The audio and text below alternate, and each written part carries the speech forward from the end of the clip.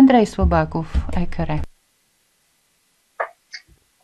Благодаря, госпожо председател. И аз, както много от моите колеги, съм изключително притеснен за развитието на отношенията между Европейския съюз и Обединеното кралство.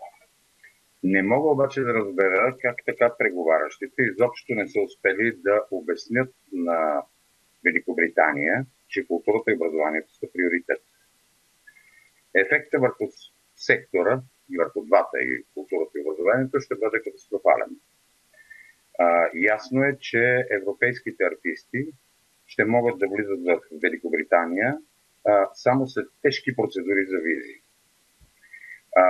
Имам въпрос, ще могат ли поне изложби и колекции, били те на изкуство или археология, да влизат на британска територия без изключително тромави процедури? Ще бъдат ли възпрепятствани нарочно от тамошните власти заради някакъв криво разбран културен протекционизъм? И ще бъдат ли наказани нашите артисти, че са европейци?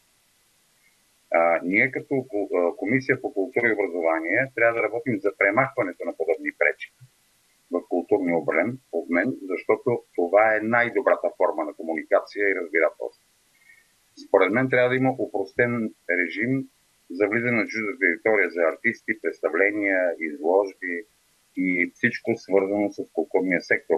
Не забравяйте, че и образованието засяга десетки милиони. Благодаря ви.